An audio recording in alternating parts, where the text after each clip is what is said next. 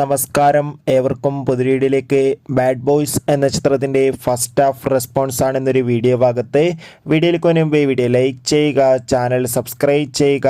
ഈ വരുന്ന സെപ്റ്റംബർ മാസം ധാരാളം ചിത്രങ്ങൾ OTT റിലീസ് ചെയ്യുന്നു. നമ്മുടെ ചാനൽ ഭാഗം പരിശോധിച്ചാൽ നിങ്ങൾക്ക് കാണാൻ വേണ്ടി സാധിക്കുന്നതായിരിക്കും.